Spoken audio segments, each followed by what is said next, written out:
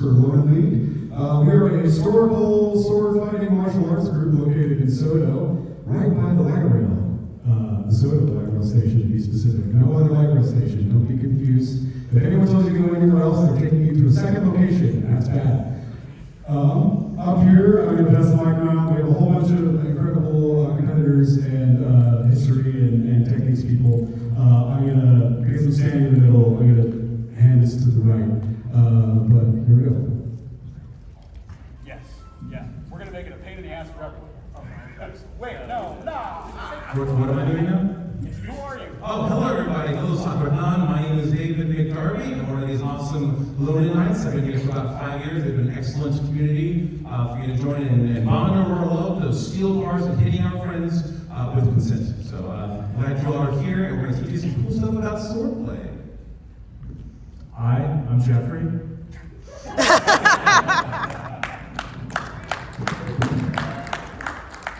It's hard to follow that up. I'm Luke, nice to see you all. I've been doing HEMA for about 1.5 years, and it's great. I wholly endorse hitting your friends with swords, like David said. Yeah, violence! Woo! Hi, I'm Dave.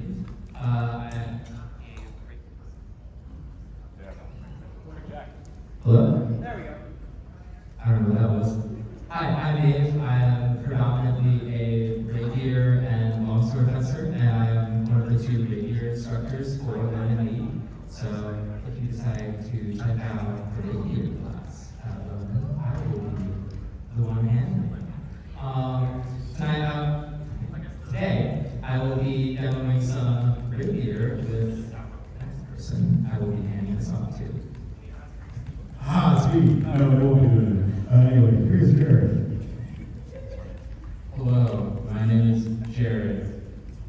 I've mastered getting hit in over 5 different systems. Hi everyone, my name is Kevin. I've been doing HEMA for about 8-ish years. I instruct longsword at the moment, Tuesdays. Yeah, looking forward to having my friends. Yeah! And my name is Cameron. I'm also a longsword fighter primarily, but I also do messer and saber as well as screamer, which is familial stick fighting. We have that at Lonin as well. Excellent. Yeah, those are all the people that we have. Other things that we do on it that are not currently represented up here are English pugilism, aerial boxing, backsword, which is cool if you want to be really insufferably English and incredibly racist towards Italian people. It's true. George Silver is the only man who hates Italians as much as other Italians. Before we continue here, all of you lovely people who are sitting in these sections here, you screwed up. You need to be over here in these sections because you will be looking at our butts the whole time, which you have to come to the club to do. You don't get that. You don't get to do that here. You got to pay dues. Yes, I am the dues police. You have to pay dues. I confirm that none of you in the crowd are paying dues just by looking at you. Yes. Also, all of us are a few steps back. But you guys want to move? This is your last chance. All right. Cool. I'm going to hand this off to Kevin now. Kevin is this person right here. Yeah. Next, KUOW. Hello, Sakura-Con! So I'm guessing you guys are here because you guys like swords. Anyone want to give me some examples of cool anime swords people or video game swords people that you like to see? Dance. Yeah. Ghost of Tsushima. That's a good one. Jin Sakai. We got another hit over here. Yeah. Guts from Berserk. Yeah! I'm gonna have to shoot you later. Really more heat with raw iron. Yuta, Shizukaisen. Very cool. Somebody Say it again. Yeah. Yes. Got a shield sword over here. Yes. Kirito. Kirito, two swords. Might have something like that, though, that's it. Okay, cool. I'm gonna pause it here. So, there's a all different varieties of swords. We have sword and shield, we have really big swords, we have katana. So we got a few swords over here. As you can kind of see, they're kind of sparkly. So has anyone actually wanted to get into sword fighting, or just gonna? Yeah. Cool. Has anyone tried? All right. So yeah, what were your experiences with sword fighting? Oh, sweet mother of God, no. No. I mean, most of my stuff is just me and my friends having like either toy longsword or lightsabers, going outside, and then we don't beat each other. We don't beat each other because that would have gotten us in very big trouble. But, just hitting somebody and then they lose a leg or something like that, and then I get to have fun with my friends trying to hop around and I'm just like, feels. Yeah, I'm sure anyone's ever tried with like bookends or like those polypropylene swords, or God forbid those wall hangers that you put at conventions. Probably not a great idea. You don't know how the integrity of those swords are. They're probably just meant to be on display or going to photo shoots, right? So some of the swords we have in front of us are specifically meant for hitting each other and not breaking. A lot of these swords are also quite flexible, so can anyone just flex that sword? Yep. So they are still bars of steel. They are not like basically the equivalent to a sharp sword that you would buy. Basically, when we cut with sharp swords and hand them, they're almost identical to tricks that we fight with. So if you do want to get started with sword fighting and you don't want to previously injure your friends, I advise you to start with something like this. So these are foam swords. There's a lot of different makers for these. So these ones specifically are catered to replicate the longsword, having a cross guard, but there are other foam swords that have cross guards. Find them in the war community. They've been doing offering forever. So what do I have? Cameron and you want to demonstrate some kind of foam swords?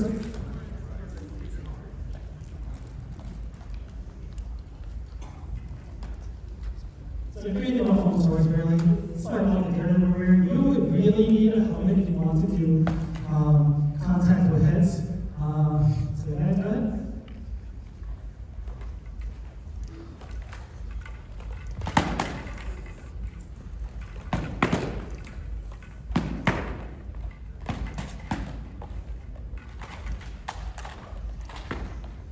Very good.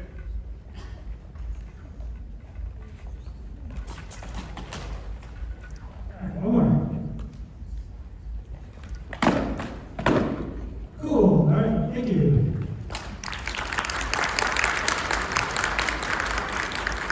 Always wear a helmet. Yep. So we'll get into the details of kind of like what transpired, like any changes that we separated and such. But I highly recommend if you are not getting too invested, you want to just grab a buddy and just mess around a little bit. Just buy them for like $50 each, maybe 70 on the higher end. Very, very low investment. The helmets are like around like $80 or $90. So just those two alone can get you really far.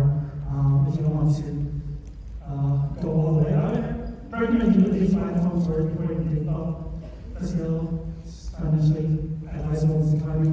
Alright, so moving on from there, we're going to do longsword.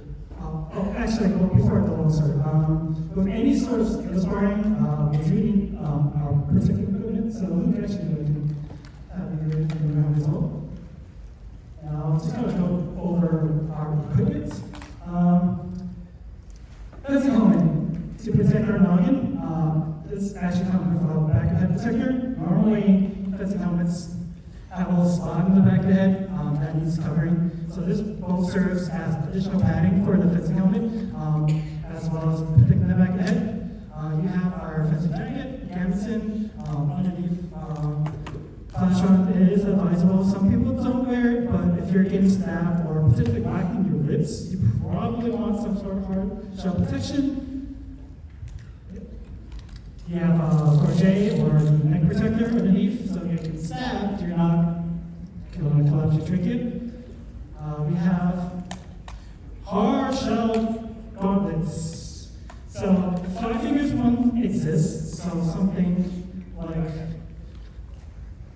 these. So these are relatively newer on the market. They are higher risk, so like there's a higher chance of injury with the 5 fingers. So it's one of those you play at your own risk. For longsword, I think the clamshell, so it's just hold your fingers up like this. You only have the thumb here, and all 4 fingers are completely closed. That way, when they get whacked, you don't have your fingertips broken.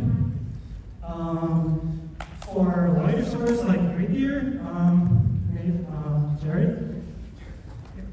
So, if you're only doing the stabby, like these might suffice. But probably also forearm protection and elbow protection. Back to Luke. So, moving down, you definitely need a cup protection because steel bar getting frosted. Nothing to be said about that. So knees and shin guards. Pretty much it. These fencing pants are optional. Like these have additional pad protection, especially if you're fighting with one-handed swords. Leg shots are somewhat common, so thighs are kind of beady, so they can kind of take it, but if you want to bruise less, fencing pants are an option. So those are our personal protective equipment. So we'll move on to longsword. Pass this over to David.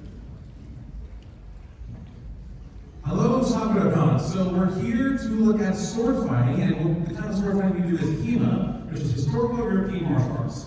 What that really means is from the 14th to 18th, 19th century, books were made on teaching usually nobles and their sons how to fight, sometimes on the battlefield, sometimes for duels, sometimes because swords are heckin' cool. So we look at these books and we study how they taught them back then, and we don't just recreate it, we improve upon it, we look at it and we say, what did the Italian, like what did Strasser, rapier fight, how would they do the saberist, and we figure that out. And then sometimes we fight in tournaments. So a lot of what we're doing today, we show you how we address HEMA and take that learning to fighting tournaments.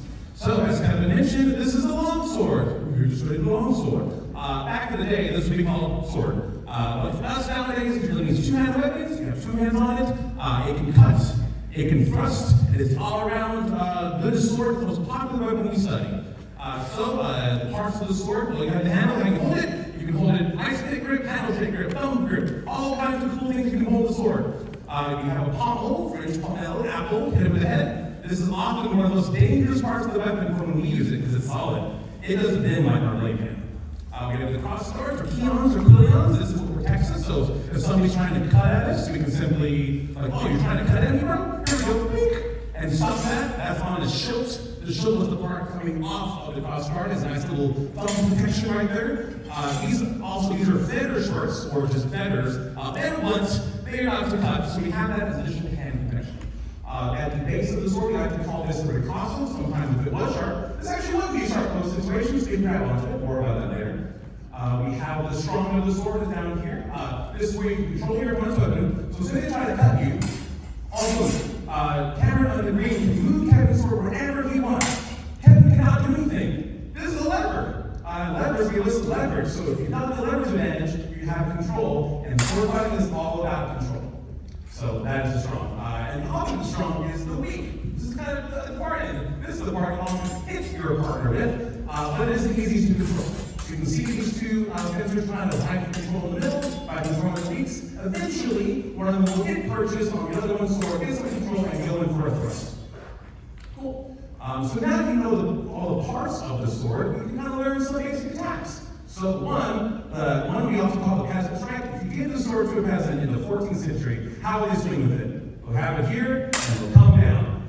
That is the most common type of attack we have in HEMA, and if someone's really good at it, I would be afraid of them. So there's tons of attack with that. Of course, you have a left side, so you also attack from the other side. Now, we know 2 quadrants. Sometimes people say there's 8 directions. sometimes there's 4 directions, but you can attack your partner from any of those 8 directions or 4. So you can use German, or Italian, or Portuguese, or all kinds of different things like that.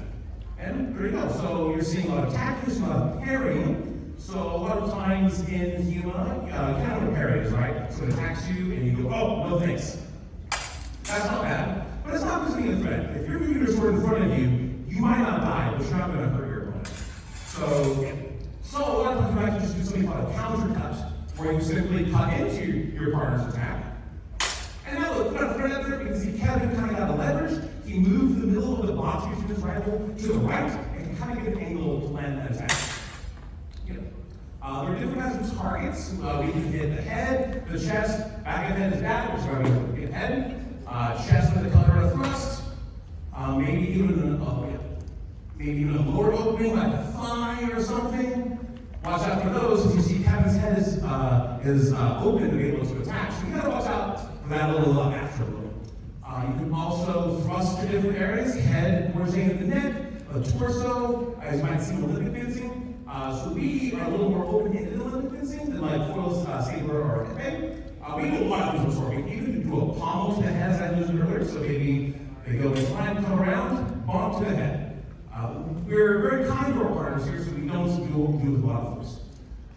So some other attacks that you can be doing with the longsword. One type of study is German longsword fencing, Kunstestecken. So that was a book made with lots of different teachers to tell you some master cuts or Meisterhau. And these, for the German tradition, are superior cuts that open up your opponent's guards and do various things. So the first one we have is simply the Zornhau, the rat cut. You might have seen this before, but it's a good one. It's a solid but a good one, coming down from a corner, coming in, covering yourself, protecting yourself. Remember, this isn't just your weapon, it's your shield. It's the only thing in front of your rival, your opponent, to protect you. So if you're coming to one of our tournaments, you'll see that a lot. We also have the shield house, this is the squinting strike. This is to open up someone in long point. So long point is having your sword out in front of you to protect yourself, the point that's long. And you get around that, and you have a little shield house. You also have a Scheitel house. Scheitel house, maybe everyone is a long guard, like a fool's guard, or alber, or iron gate if you're an Italian fencer. And you're like, oh, you're going to hit me in the leg? Well, I got you in the head right here with the old Scheitel house. Yes. We also have the, I want to say Zerg house for last, that's the cool one. What's the fourth one, Kevin? Oh, you did that, right?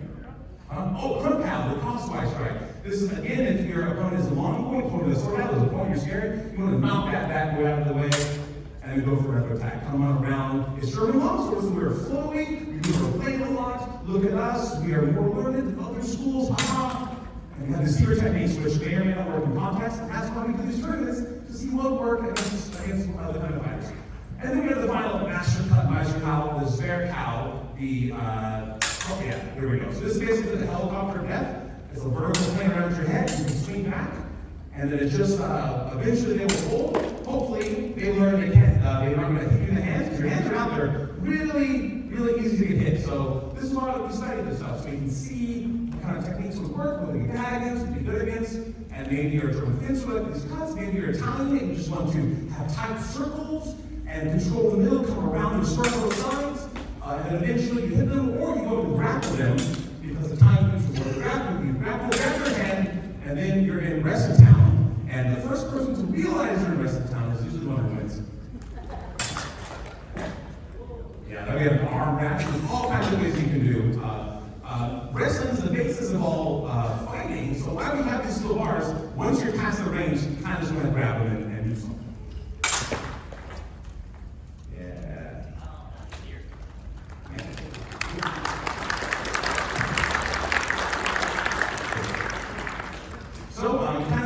I recommend you a one-stop class on some ways you can move your sword, some ways to attack with it, you cut, you thrust. Let's see how it looks like in action. Before, we were demonstrating what I was saying, very kind of each other. Remember, we're going to have some contested sparring. We'll start at a lower speed so we can see what's going on. And then if the partners agree to it, always advance to higher intensity as when they're in line.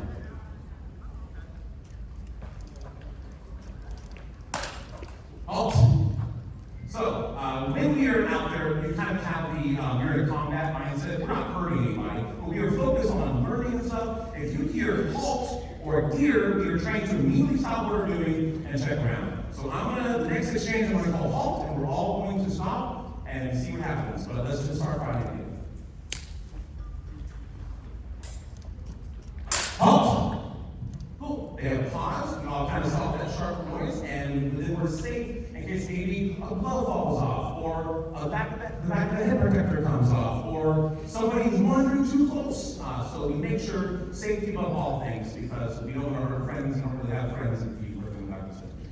Cool. So now we're safe, we'll do another change, and I can break it down this time.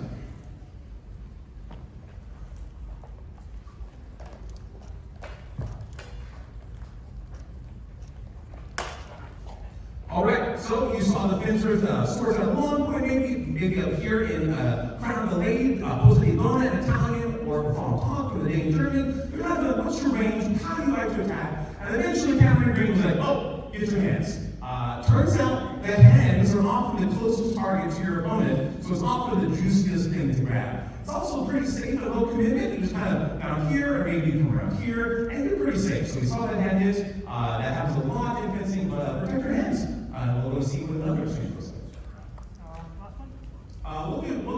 Let's do two more.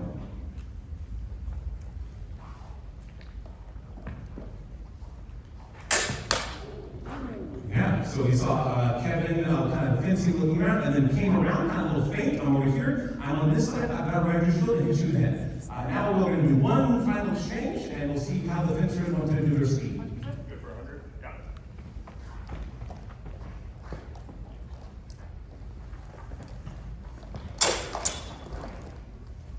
So it looks like Cameron got a hit on the hands or arm, or Cameron got a hit on Kevin on the hands and arm, and that's often how longsword fencing will go. We're going to keep on doing a few more exchanges with different fighters to see how different kind of techniques work and their fighting style.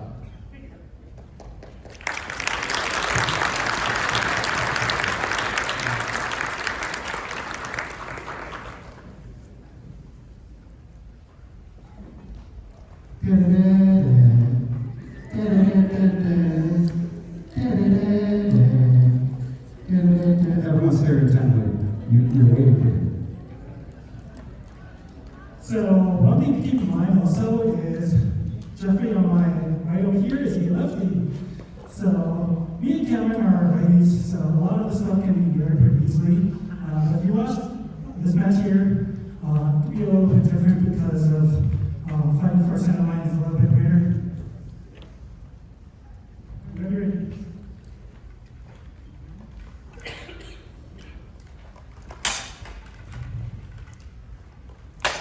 Alright, folks.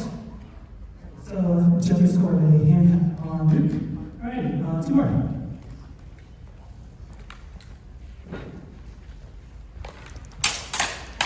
Oh. That was a shot to the helmet. Alright, now let's exchange. Ready, go.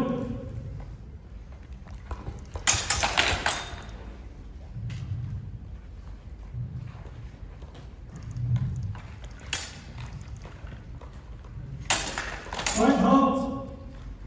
Alright, Jeffrey with a nice thrust from above to the helmet. Good hand.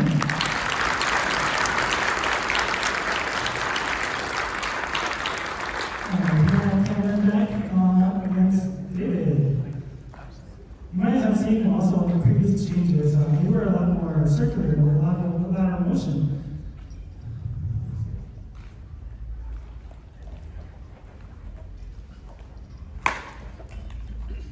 Nice hand shot by Cameron.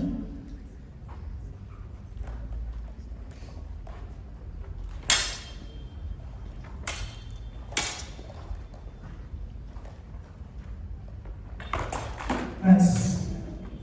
Okay, one more. 100. Oh, yeah.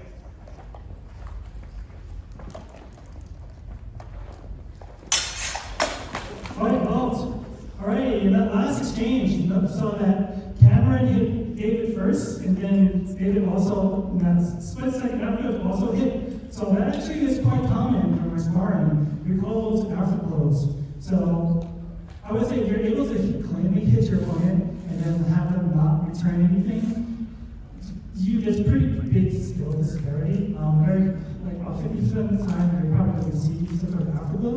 So it's really important to make sure after you hit, you're not just like, hey, I got a point, cool.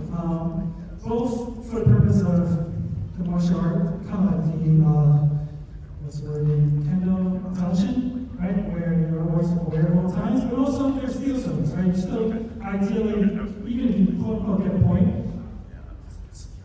carry bar of steel, you should probably protect yourself, either get out of distance, or make sure you're covering yourself on any other incoming attacks. So that was longsword.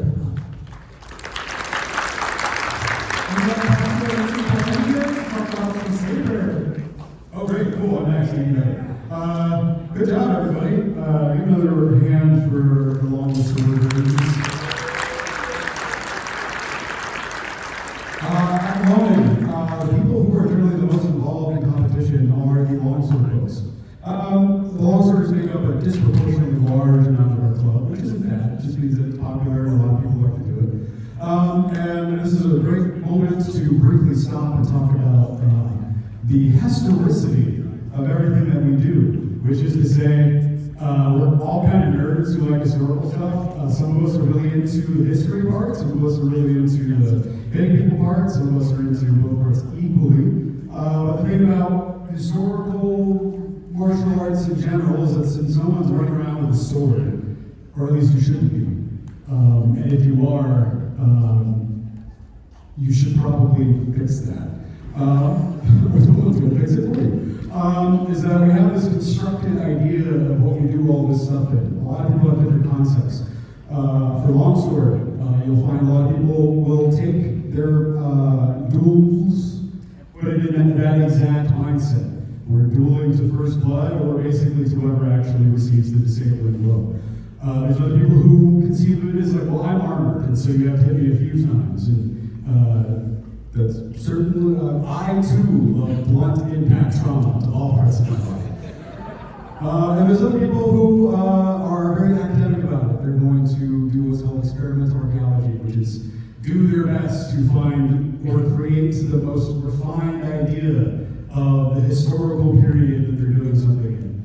Currently, the German longsword folks are in this like weird renaissance of doing really cool stuff by reconstructing figures of the era and doing like, okay, I'm going to dress exactly the same way. I'm going to have the exact script that this guy named Meyer says I need to have, and I'm going to hit my friend on the side of the head because that's what they said that I needed to do. And then there's other people who are just like, oh, sword.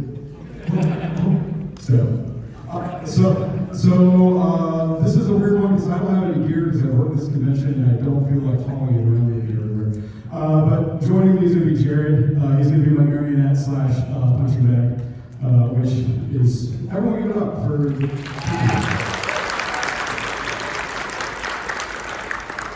We're going to do something interesting here. We're going to work from the most current, quote unquote, the most current idea of what a saber is and back. Can anyone tell me what a saber is? And if you say it's what's in my hand, I'm kicking you out. You. You're not. Out here. Yes. It's a single-edged blade, usually not in one hand. That's a pretty good definition. Yeah. Any other definitions out there? Specifically with a enclosed or otherwise protected hand. Okay, so we have a enclosed, protected hand, single-edged sword, curved. You all the way back there. Yeah, you. With the face. Yeah, designed to be all in one hand. Cool. Any other out there definitions? It can be a cavalry sword, and oftentimes it is historically. Sabers are, fun fact, if you are from any culture, any ethnic group, at some point your people invented one of these somehow. It's this fermented drinks and fried dough. Believe it or not. I was just telling some of my folks up here that even if you come from a culture that did not historically practice metallurgy, you still had people making some form of one-handed cutting / beating implements where the slightly sharper side was the side you wanted to hit someone with. I was talking about how the Polynesian people, they use ironwood, heat treat it so it's even harder, and then put shark's teeth or flint or rocks on one edge. So that's gonna suck. I don't really care who you are. If you're just some random Englishman who washes up in what is now called New Zealand, you're gonna have a bad time. You're just gonna have a bad time. There aren't too many sheep there yet. You're gonna have a bad time. Somebody got it. Hey, there it is. But yeah, so the Western dueling saber, which is what I have in my hand, is, depending on who you ask, especially if they're English, is the pinnacle of all Western European fencing arts distilled into one blade. Because they're English. And they don't like the French. We also have sabers. I'm looking at you, buddy. The Western ideal of a later saber, so like we're talking late Victorian, early Edwardian period, all the way up into World War I, and even a bit further, because people were using swords, not just katanas, in the Second World War. But the idea of what this should be is that I should move the least amounts to offend my opponent the most. And also, unlike longswords, this is the sword of the common man. Yes, this is the sword that they would basically give anyone and everyone if you signed up to do anything that related to having to use a sword. Which is why we don't have fancy names like Pendente or Schwerkopter or the Boar Tusk Barbecue Special. We have numbers like 1 and 7, and sensibly somewhere in between there. So what we're going to do right now is demonstrate one system's cuts 1 through 8 with Jared here, and we're going to do something very proper and regimental, which is we're going to lunge and slip. I'm going to lunge with my front foot to offend Jared and cause him to be like, oh god, I have to defend myself. And then he's going to be like, screw you for attacking me, and then I have to defend myself. And I can break this down for you all I want, but at the end of the day, you all are going to figure out what it is. I'm going to turn this off before it's really loud. Where'd that?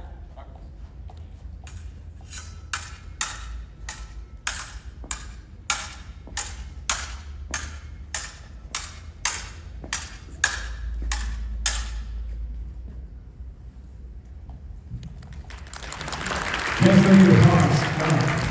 Very nice. That is, congratulations, the pinnacle of several thousand years of Western civilization.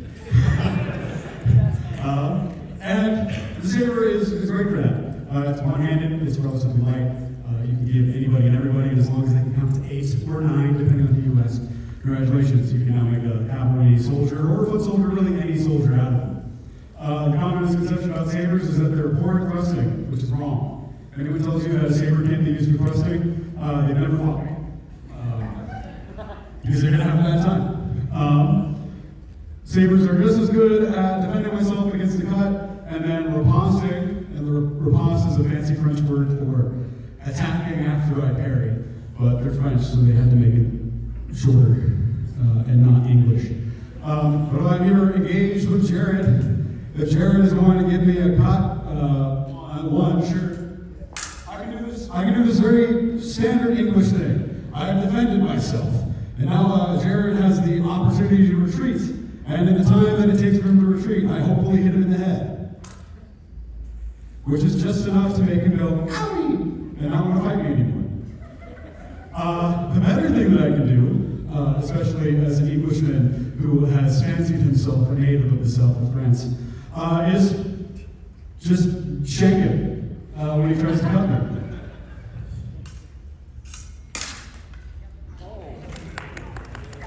And that's what we call a counter-thrust. Congratulations! All of the saber. When we're milling about, when we're doing all these things, and milling about means that we're just kind of moving around, trying to find each other, figure out what's going on. I can just as easily get his way out of the way and cut and try and hit him. I'm a little short, but that's fine. I've covered myself. I can also very easily find an engagement and thrust in and then miss him because I'm holding the microphone too. It's totally because of that. I would have hit him if I didn't have a microphone. Yeah, that's basically everything of saber. Where it starts getting into the pinnacle of what becomes classical saber, and then into the pinnacle of what is now Olympic saber, which is kind of its own thing. I respect people who do it. I have no idea what's going on in any of their matches, but it looks fun, I guess. The pinnacle of Victorian European saber saber, and by extension American saber, is I want Jared to lunge and attack me, and I want to hit him without moving my feet, because I'm a stout, right gentleman, and all the people watching should applaud for me when I do it. I've been doing it. So here I am. I'm standing my ground. This could be we're moving back and forth on a strip. It could be moving in a box. Anything. I'm going to be the maestro. I want him to attack me, and I want to, without using my feet, hit him in the riposte.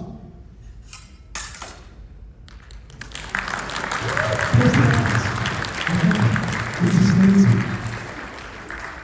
Likewise, I can do that just as easily with the thrust.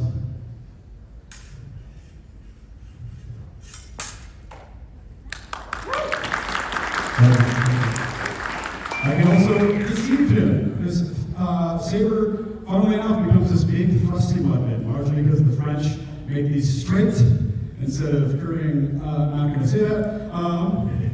Curving upwards directly up from the guard. I said it anyway. But they love to thrust with their sabers because they're all about heavy cavalry. Kyoso, or cuirassier, if you're normal. And they love the thrust. And to the point where if you fence someone who was French in the era, instead of holding guard with you this way, they might just do this the whole time. I dare you. Come on. Come on. Come on.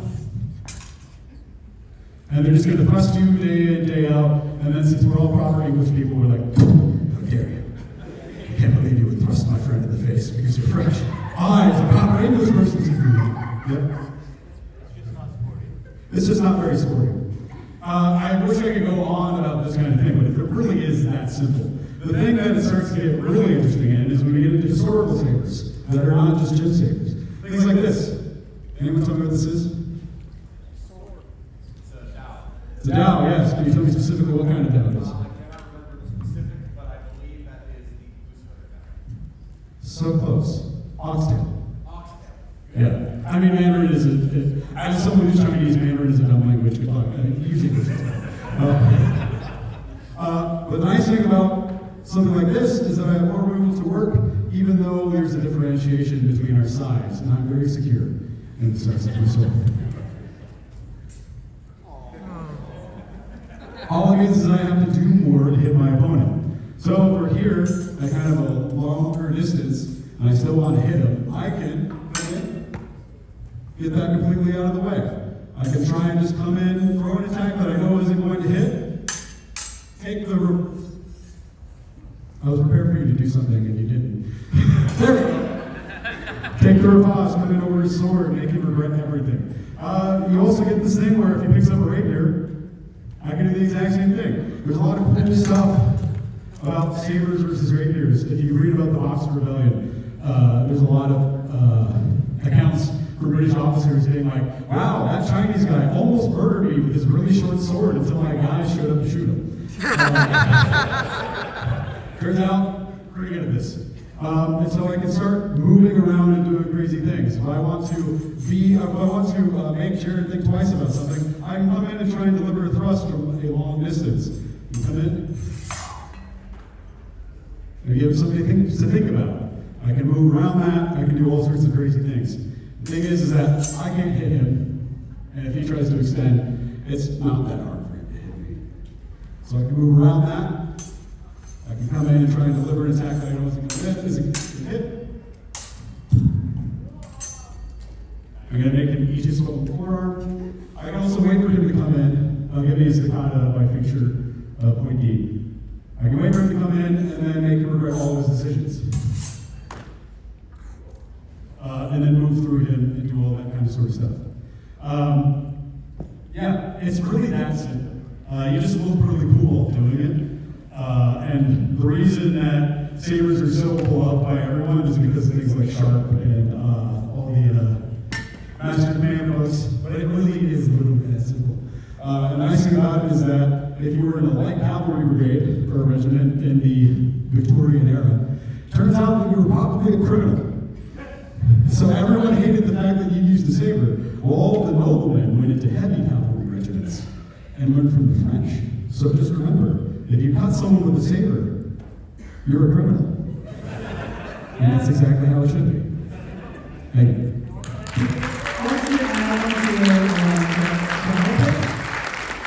So, I'm sure everybody knows what this is. Yeah. So, fun fact, Dao and Katana share the same Chinese character. Single-edged blade. And I just wanted to hold this up against the longsword. Actually, if someone here can hold the longsword. Because Katana's got like a nice in-between saber and longsword. So I'm going to draw this up.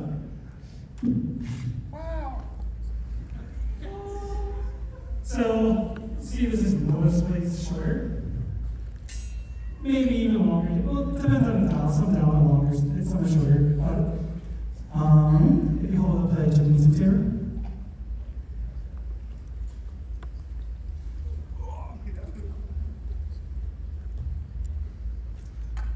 Quite a bit shorter. In fact, also because it's one-handed, and Katana oftentimes are used two, but sometimes one-handed, there's a pretty big range discrepancy.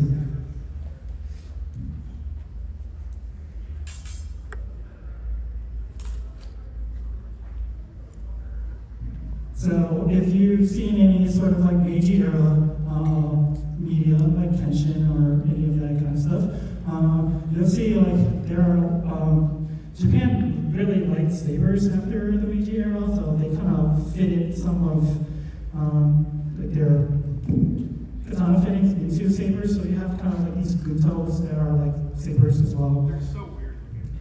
They're so ugly. Yeah, but I just wanted to throw that in because it's kind of like I forgot to mention this a bit earlier.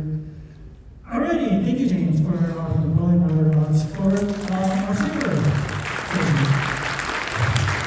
So Jared already picked up his rapier, so we'll do our rapier session with Nate and Jared. I have this over to Nate. Hello.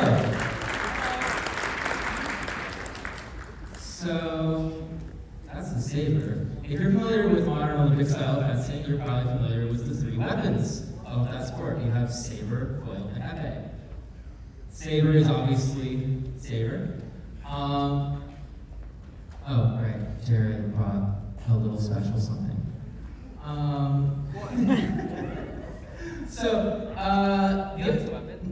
The other two weapons, foil and Epic are.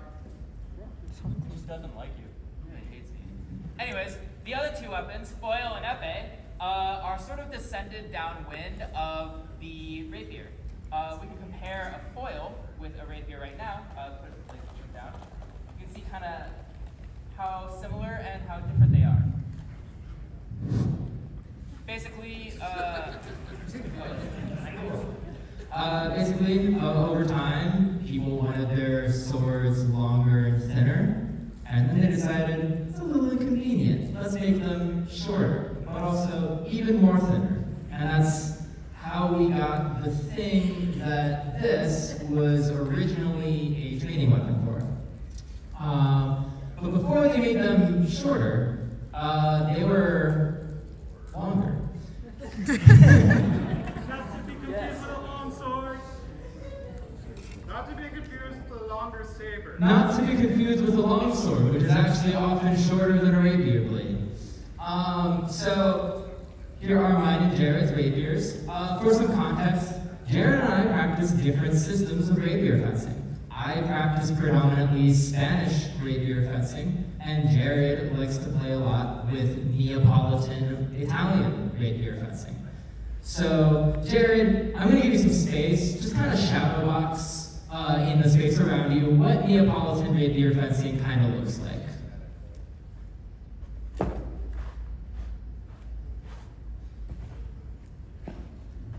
You see a lot of these movements that seem very linear, lots of these big lunges, doesn't look too dissimilar from what you might be familiar with in modern foil. I'm going to show you a little bit of what Spanish rapier fencing looks like. Jared, would you mind holding this for me?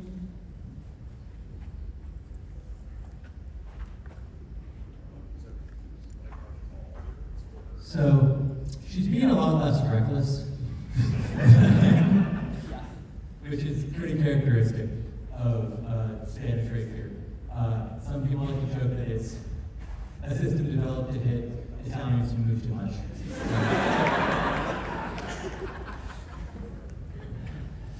So, we're going to start by moving into a little bit of a demonstration early, because we have something immediately after this that we also want to demonstrate that is rapier relevant.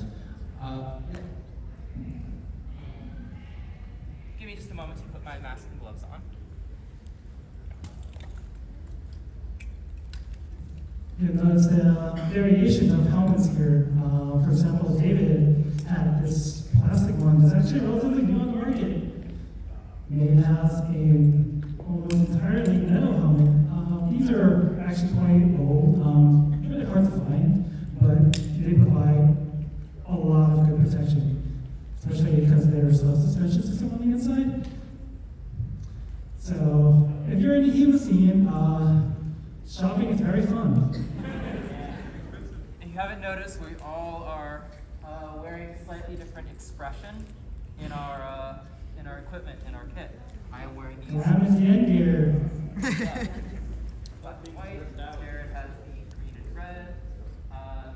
Everyone's got their drip as well. So Jared, let's start slow and then ramp it up.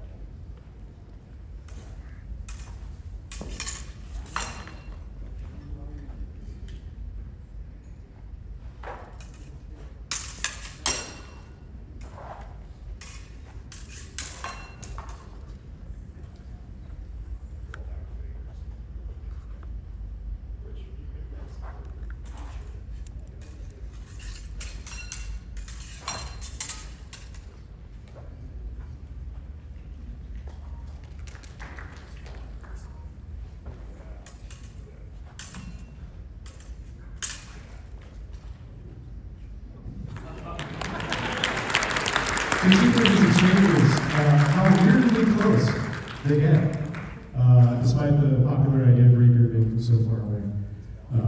Notice that Maeve, especially, is doing a lot of closing, wants to get close to stab Jared. And Jared wants to try and hit from distance, because he's Italian. You also notice how bladed something can be compared to the longsword that's using one line. Especially 2 changes ago. Ooh, beautiful those are made. So part of the bladedness helps with having a small area to get roasted by.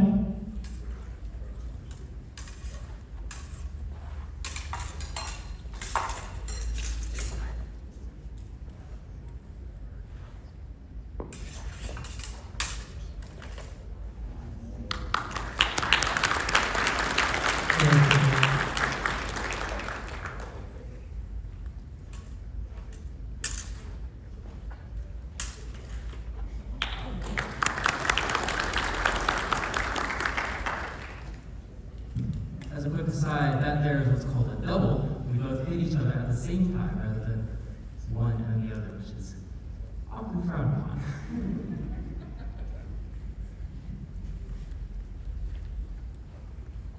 One more. Oh. Yeah, that's because they're quite flexible. They will kind of somewhat take a set from time to time, which happens both rapier and longsword. So they're just taking time to reset the sword. It is a feature, not a bug.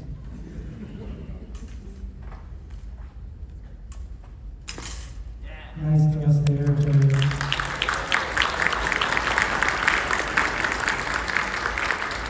Alright, so that was single rapier, but rapiers are often accompanied by some sort of offhand weapon as well. You have the dagger, which is what we will be demonstrating. You also had cloaks. You had small shields, you had big shields, sometimes you had lanterns. There are a couple of sources that you can talk about guns. Yeah, so back then guns were not great. So rather than just trying to shoot from far away, potentially missing your one little musket ball, you try and get in close with the rapier and then use the gun to finish them off. We're now going to demonstrate a little bit of rapier and dagger sparring, so I'm going to hand this back to Kevin. It looks a bit different.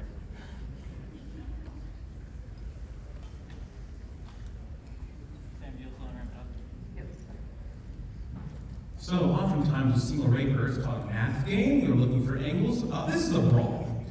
You've got two swords, both mostly used for parrying. You're trying to find a way in there. We got to hit the right knave. Nice. So one of the goals of rapier and dagger is to open up your opponent to try to get their swords disconnected and find the thrust down there. It's like there was at least one, maybe two. Yeah, so we got a double there. How that happens? There's 4 pointing things going at each other. It's going to be chaotic. Really hard to judge your tournament, let me tell you. So, we just got the classic thrust, open it up, go for the high line. The parrying dagger is a dagger. You can thrust maybe the upper opening something, but then what are the other opponents doing? Kind of, just get in there, saw off. So, as you saw before, a rapier and dagger. Rapier is primarily a thrusting weapon. Rapiers can cut. They're allowed to cut. It's a double edged. Oh, just like that. We got to cut. So this is like one of the coolest forms of providing. You have two swords. There's a thrust vector. Look at that lunge, that super heavy lunge. That boy, I bet he's happy it landed. Because if you don't land a lunge like that, you're kind of in trouble. I'm often punished for it. We call that learning. Yeah. So there was a whole lot happening there. No one got hit, and then eventually Jared had his guard down, and he goes, "Oh, we're still fighting, bro." Different ways to hold it. You can close off lines. You can, windshield wiper with the parrying dagger. We're inviting a hit now. Oh, so that is a mind game. So it's seeing who can protect the line, and there we go. Looks like we got a couple more changes to go.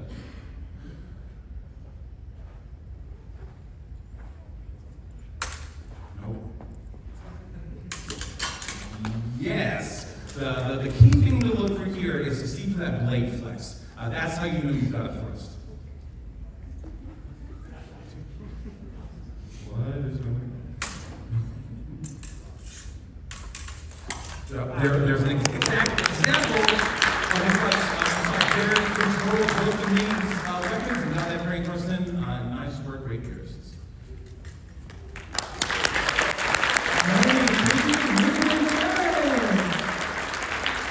And up next, we'll have Luke and Jeffrey tell us of Sword and Buckler. Hello, Sakura-Con. So, fun fact, the oldest historical text on fencing we have in the world, the oldest we found, it has a very interesting name. It's called 133. And it's called that because that is the spot where it sat on the shelf of British Armory until they realized exactly what they had. It is a system that uses something called sword and buckler. Buckler is a small shield, and it actually stems from French for the boss of a shield, like a larger shield, the metal part in the center. That's a buckler. And so most of what 133 is a bunch of exchanges between priests and students, drawn up in various drawings depicting how bodies move. And something that's very special about 133 is that the only named character is a woman named Walpurgis, and she is a master swordsman. And this is very special because it proves that women have always had a place in sword fighting ever since the 1300s.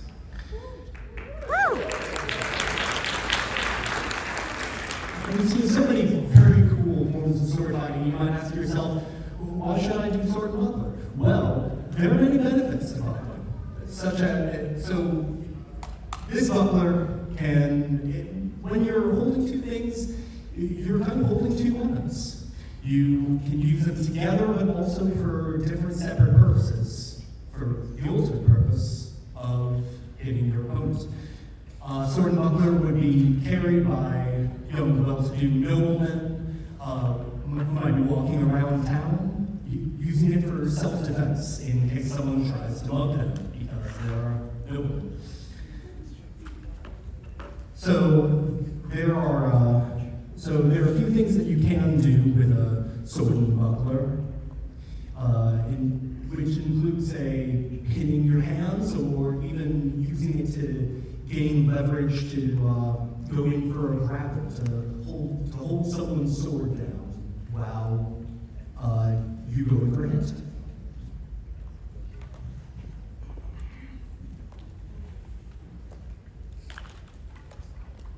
They're already here.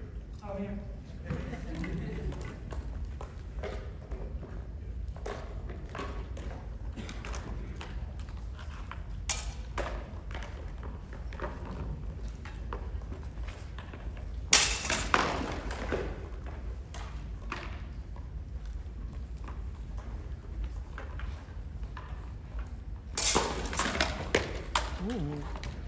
Got a nice apple there by Chef. Just like that.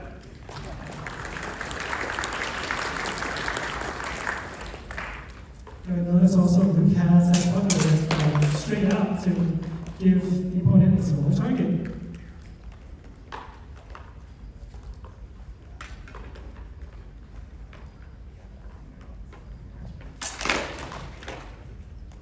We also see in his natural habitat the sinister left-hander, abandoned by God and the Catholic Church.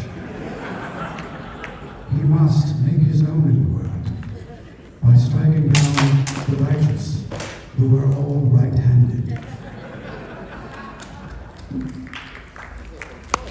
Some of the other benefits of having a buckler is that you have built-in hand protection. By using your buckler to cover your hands, you are, it removes that as an option for where your opponent can hit you.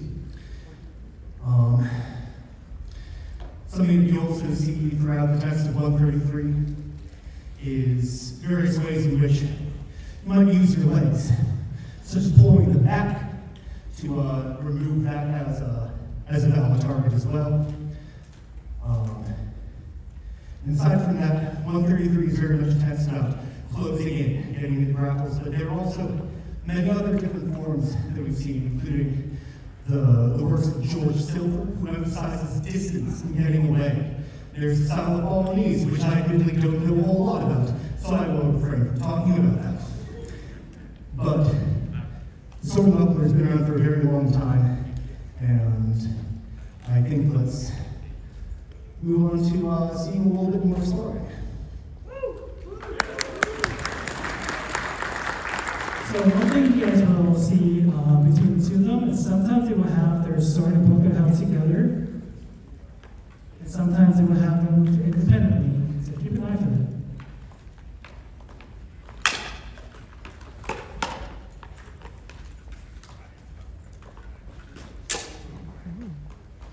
And you'll see more audacious attacks towards the legs because the center is closed off.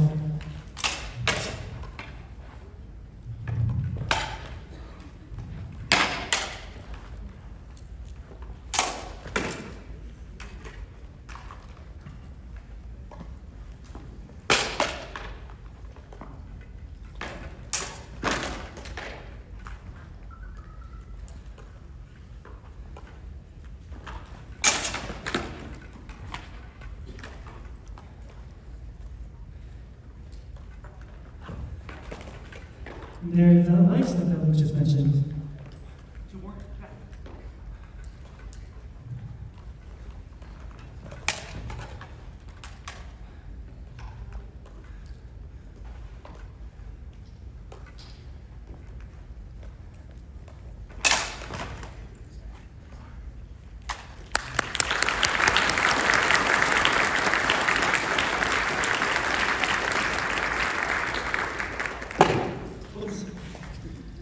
Thank you very much.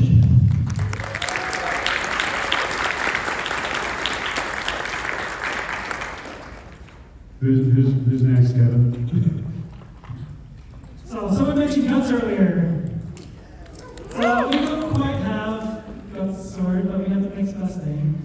So I'm gonna hand over to Jared to talk about his Montante. Hello. You're looking at the thing that got me into this. This is a montante, a doppelhander, a spada durimani, a spadone, a sword of great size. Maybe there's a word for that, I don't know. But it's a big sword. Depending on who you ask and where they're from and what time, they'll say that this is supposed to be anywhere from like a little bit larger than a regular longsword to my favorite vague description of size, about the size of a guy. I've known guys about this height. Anyway, essentially, this is perhaps the most obnoxious weapon. When you pick up a greatsword, you are committing to be as big of a problem for as many people as you can.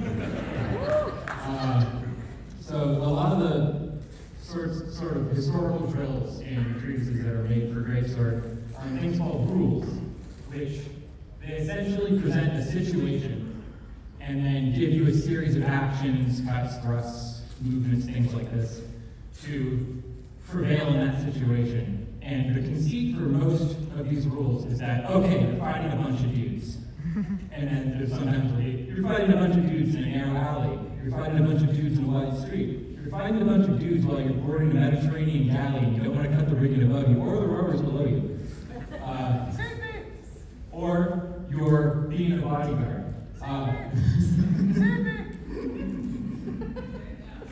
God, I broke it. So, the role it served, there's some debate over it. What seems very plausible to me is that it was a support weapon for defending things. You don't want people to get through something. You want to protect the VIP. Things of this nature. I think I'll just show you all a couple of rules, which is just essentially drills. We can't really spar with these because they're kind of too cool. So I'm going to do a couple of rules, and then I'll have Cameron come up and we'll show an example of the 4-string strong. It doesn't look like a particularly strong cut. And now everyone join me in releasing the Beyblade. Let it rip!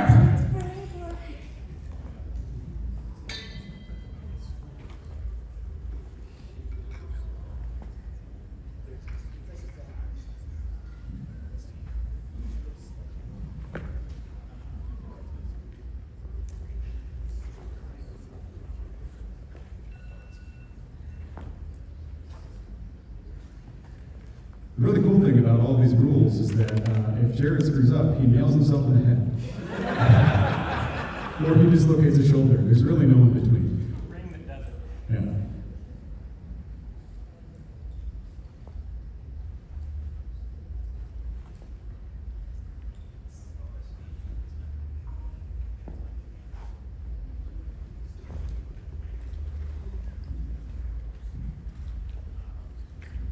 So you note the kind of like circular motion. So imagine if you are on the inside of that circle with someone standing directly behind Jared, and basically face plants on its back inside that donut of death. And you also notice that Jared doesn't stop at any point when he's swinging because that's a lot of stress on your elbows.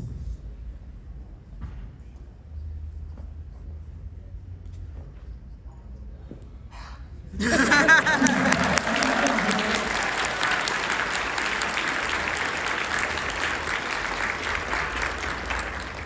the first cut that a lot of the systems will teach you Is an ascending cut. Because essentially the starting position looks something like this a lot of the time. So, there's things called the false edge and the true edge. True edge is where your knuckles are facing. That way. Forward. False edge is the edge facing you. Now, the ascending false edge cut doesn't look very strong, but it's actually very strong. And a way to communicate that is to show what it looks like when it hits another sword. Everyone give it up for Jared's lung capacity.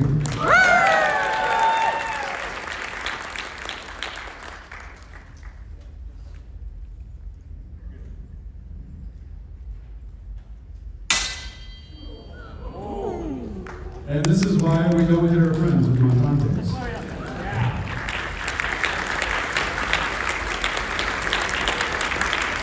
I'm going to share like 5 more seconds of a breather.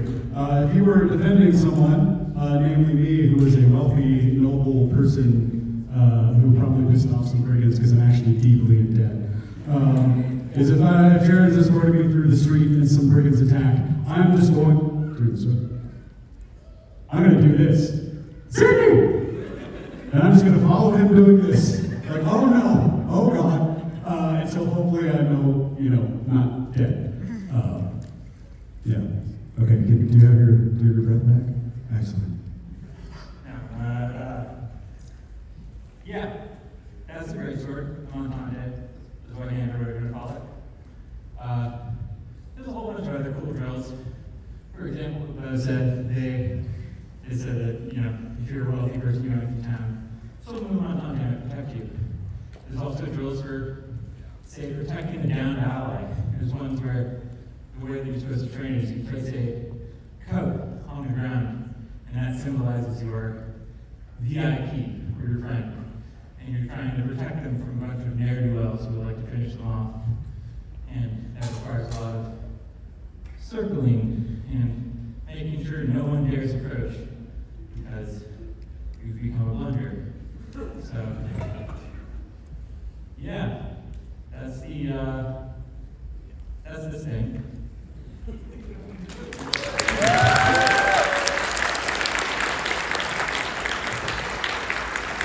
Alright, that pretty much wraps up for the demo portion of our panel. So we're just going to have some Q&A right now. After the Q&A, we'll do some additional sparring demos, maybe some asymmetric things, and some kind of more wacky situations, because sword fighting, it's not all serious, we're a bunch of nerds, we just like to have fun. No smiles. No, not allowed. Alright, so any questions? Okay, I'm gonna run around the mic, so back shot first.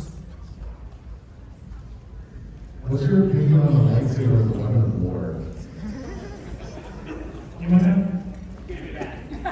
What's your opinion on the lightsaber as a weapon of war? Give me that. So lightsaber as a media implement is fucking great. Excuse my language, but there's no edge line. You don't have to worry about where you're hitting someone with it. So in an actual circumstance, it's just all over the place to get things outstanding. The one thing that I will criticize both the Jedi and Sith Order is that they don't turn off in the middle of the fight. It makes no sense to just use a tool as a hand. But yeah, no, it's You're gonna start a holy war. excellent. Yeah, that's my position. I actually learned something last summer with lightsabers. I brought them to the event fair at the end of the night, it was dark. I was like, it'll be really fun, we're like a rave party, right? No, you can't freaking see. You're like blinding yourself. So that's one time.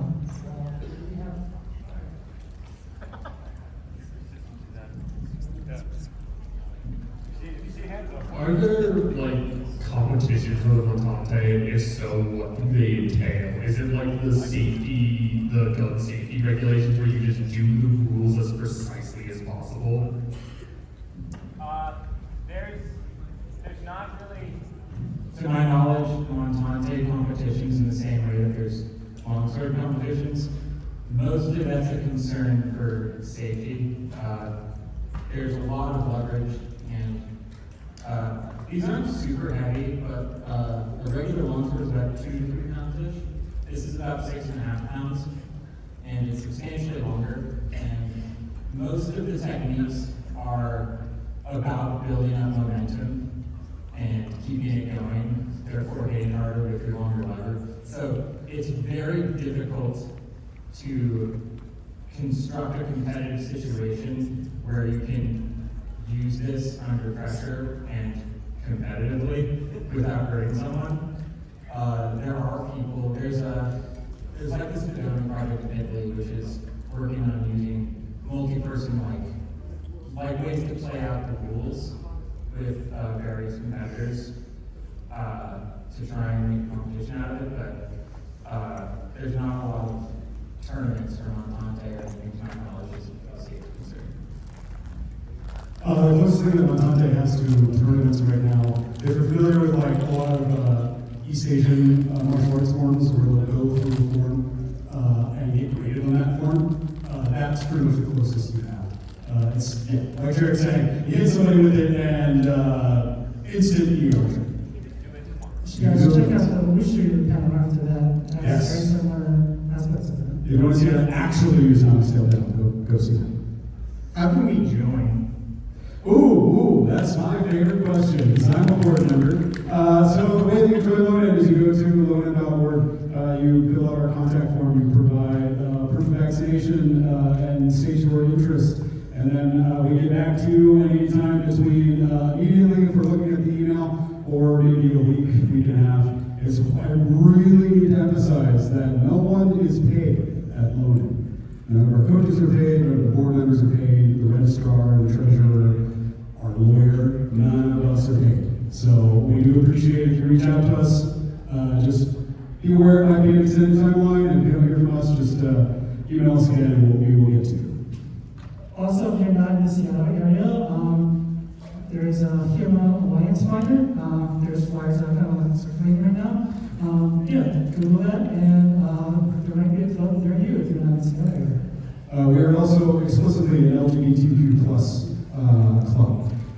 If you are not comfortable with that, I will make the bold stance as a board member. Don't call me.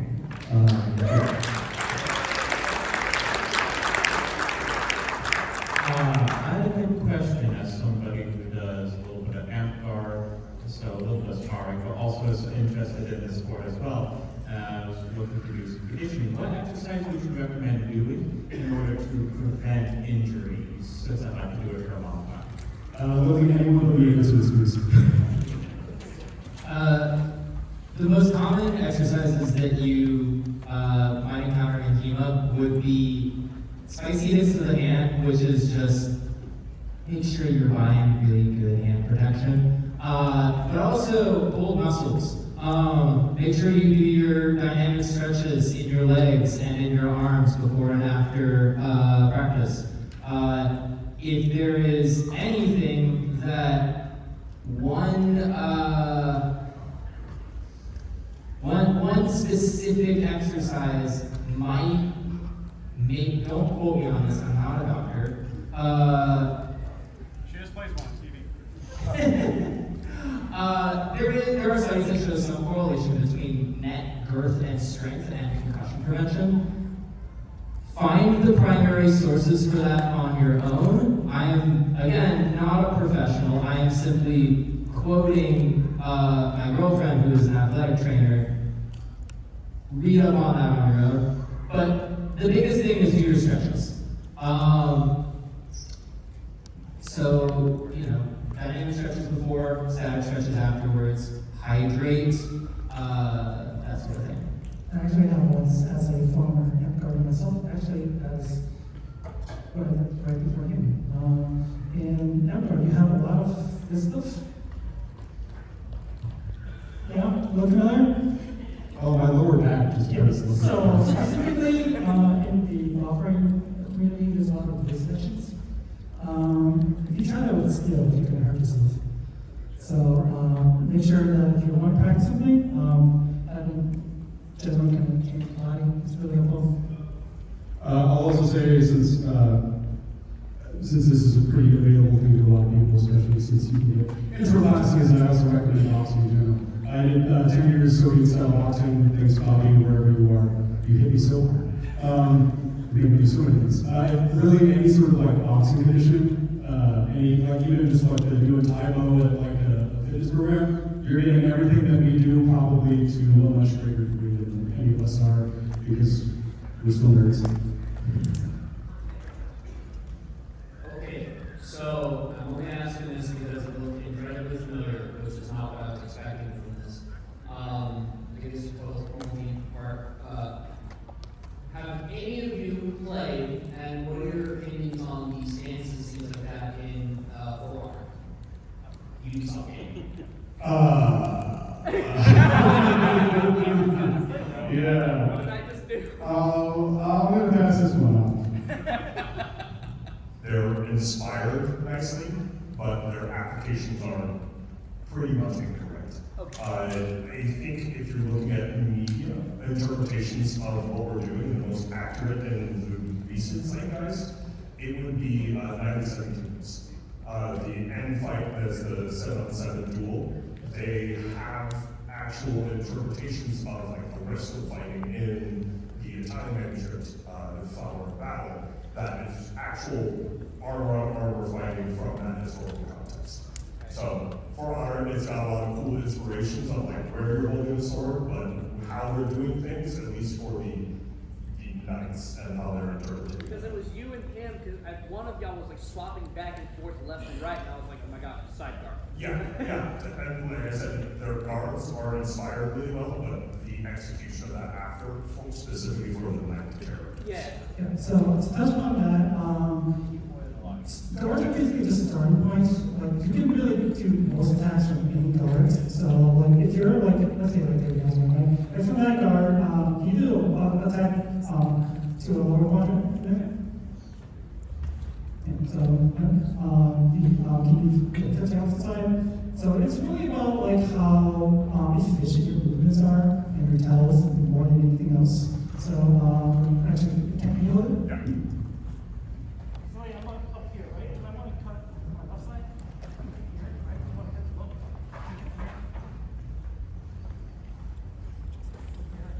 Lights. So, guards is the starting point, but it doesn't really tell you that much. There are historical interpretations, at least of the Western books.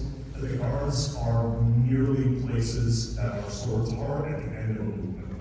So if I'm up here, come down here, this is another guard that's depicted. If I'm over here, this is another guard that's depicted. So it comes down into that historical interpretation, just because there's a lot of gray areas. Have any of you watched Kingdom of Heaven with Liam Neeson and Orlando Bloom? Posta di Falcone is a real longsword guard from Filippo di Badi's manuscript in the late 1400s.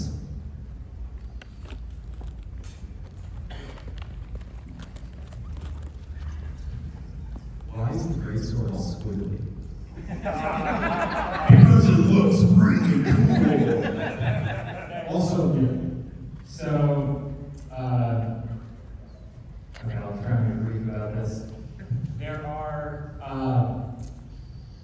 There's a class of mercenaries in Europe, and they were, you would be hired, probably you were a peasant or some low-class person, and you would suddenly have more money than you know to do it if you were really good at your job or got really lucky. So you roll up to your blacksmith and you're like, give me the biggest sword you can make because I can afford it now. You're also wearing every color you've ever seen, by the way. And yeah, and then you're like, also make it squiggly. There's some like debate on like some people say that the squiggles will bind up like spear hafts for like attacking into pike formations. Some people say it's for cutting off like spearheads, which is dubious. I think that my personal interpretation is that getting a squiggly greatsword is kind of the 15th century equivalent of getting like a supreme crowbar.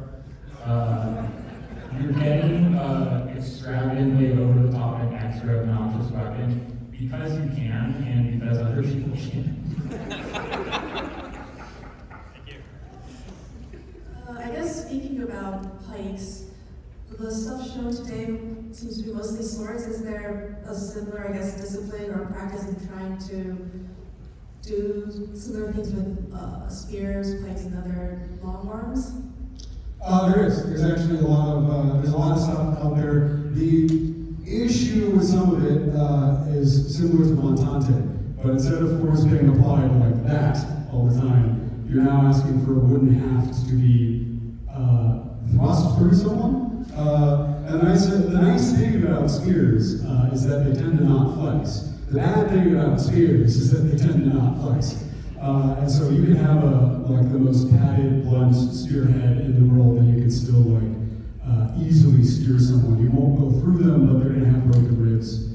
And the other thing that happens with masks, even with David's mask here that's got all this extra armoring on it, if I took a quarterstaff or a bow staff, hey, that's me, and I hit David with it across the head, there's no amount of protection that is going to make that safe and sustainable.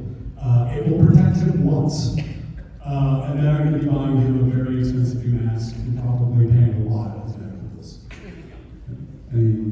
bills. So I have something to answer that one.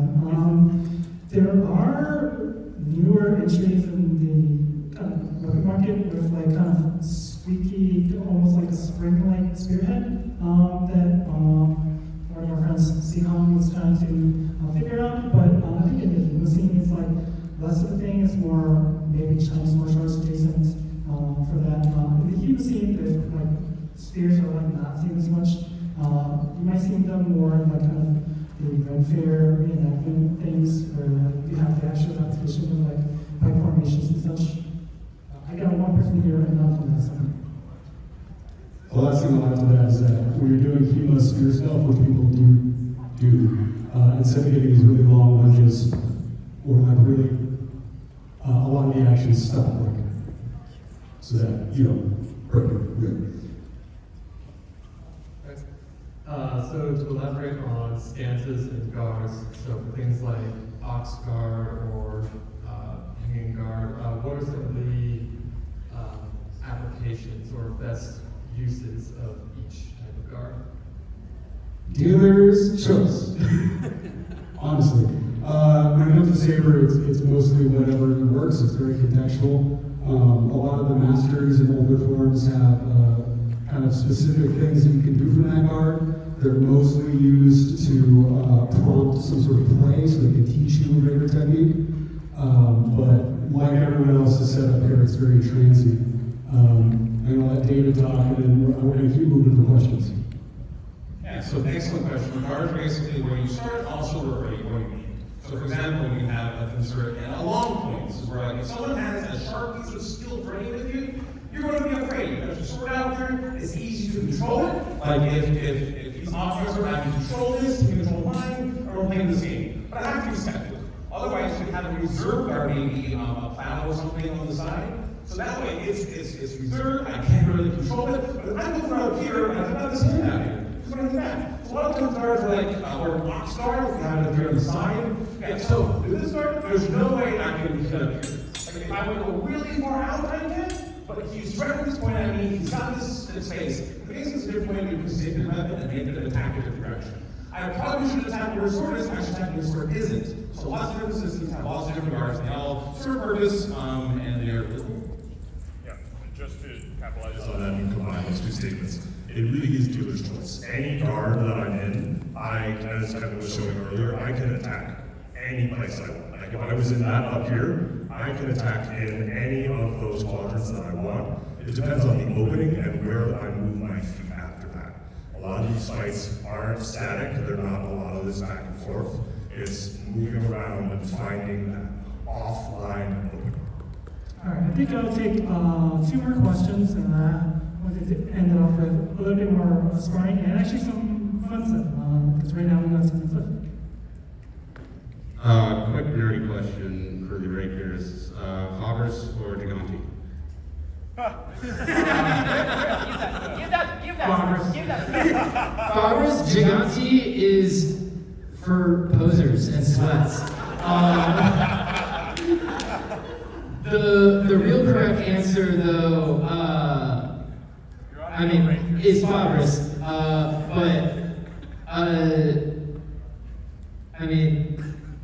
I like Rada. I like Francisco Lorenz de Rada. I study the Spanish stuff. Look at that. Come to my class. I'll teach you how to look really cool and flamboyant and do basically more flamboyant Fabers. Sorry, folks. This will be the last question, and then we'll move on to some more demo stuff. Mask was looking right. All right, question for the rapier people, and mainly Jared. What is your favorite silly move to do? Because I'm well aware of your silly moves in class. Hey, what's up, Jared? Hey, Ryan. So, rapier is very silly. I think, in terms of pure silliness factor, I think the Kasada, which is essentially you go on all threes. I'm kind of doing all or nothing. I want to reach you by going low. Yeah, that's the best one. Now, that's not particularly hard to counter.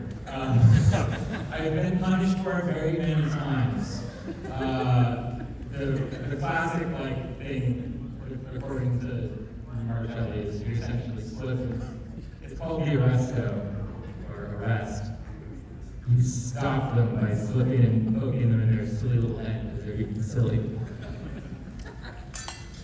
All right, thank you. So I'm going to round this off by just kind of, again, we are a club that does serious quote-unquote sparring, but we also do really, really silly things. Let's see, where's my thing? Oh, that's right, that girl. That's right. Do we have any noodles? All right, who here has watched One Piece? All right, who has seen the fight between Mihawk and Zoro? So, I have the same. So, we're going to have some folks try and see how easy it is or how hard it is to parry with Mihawks. Yeah. It's going to be pretty much. So I would say the people who are going to be swinging it, this is going to be going at a relatively slower speed for the sake of not destroying Cameron's hands. I'm going to interrupt very quickly. If you had a question and you didn't answer, please come find me over here. I'd be more than happy to answer your questions. Yeah, as we're all doing silly things and doing more sparring, we'll all be around. So if you're sticking around and you want to have questions, just let us know. We'll be happy to chat about what we're doing and where we train and all that kind of stuff.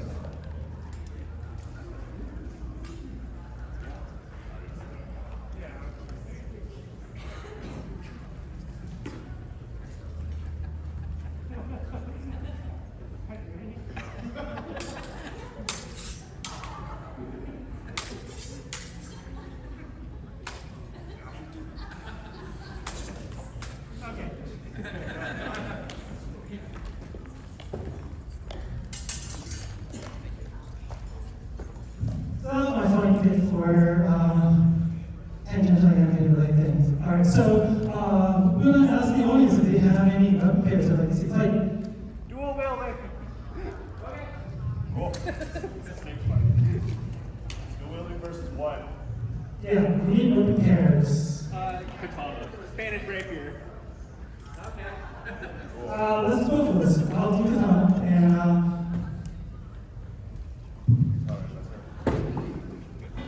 well, I guess versus katana. Oh, okay. So we've got katana versus dual wielding. Well, we can switch in now. So we've got one katana versus two sabers. Oh, a messer and a saber. So a messer is the weapon you see in Cameron's left hand. It's a German one-handed big old knife. It's really cool. So now you're like, see, how did two weapons fight against one? Well, let's find out.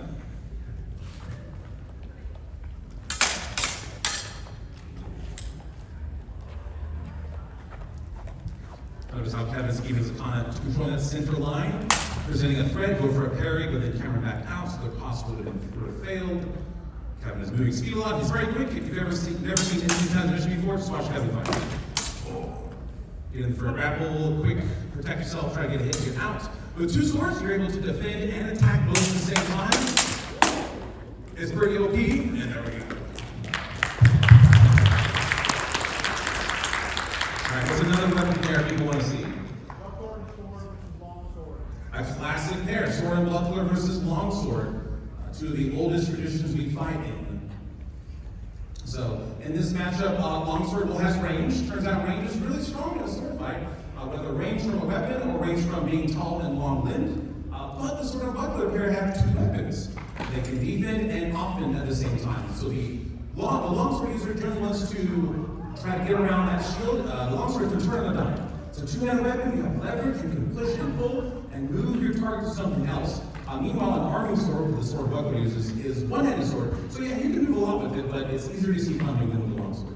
So we've got range versus better drafting. So the longsword user wants to get poke and run away, and the sword buckler user wants to control, bind, and get in there and land a hit, maybe even grab it. So there's that range for you. Not only is Jeffrey left-handed, but he's also long, so he can hit those legs whenever he flanks.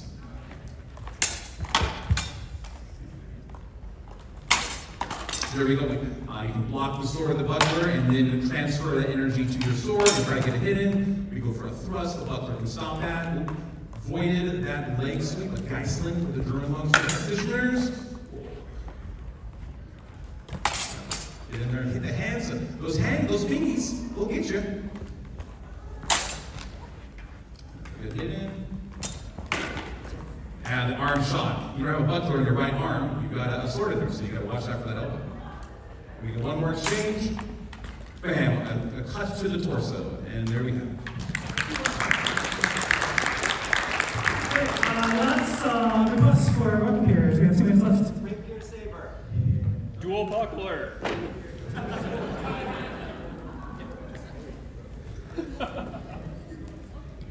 Cameron, I'm going to be judging everything you do.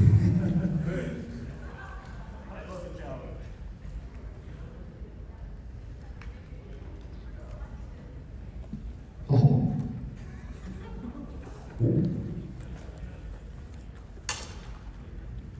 So one thing to note about this is when you hit the rapier, it's very easy for the rapier to just hit the line. Rapier is also very slow longer. Nice. All right, one more exchange, guys. All right, let's level. All right, thank you. All right, now wraps up our panel. Thank you very much for coming. Rapier round, so if you have any additional questions, just come up and ask. Yeah, first of all, if you want to look us up on YouTube, again, the acronym for HEMA, and then there's a few months. Yeah, and see you soon. Have a good rest of your time. We are Lonin League in Soto, Lonin, LONIN.org. That was the sponsored ad on KUOW. Now, thank you for tuning in to our loud metal clanging hour. Have a pleasant con.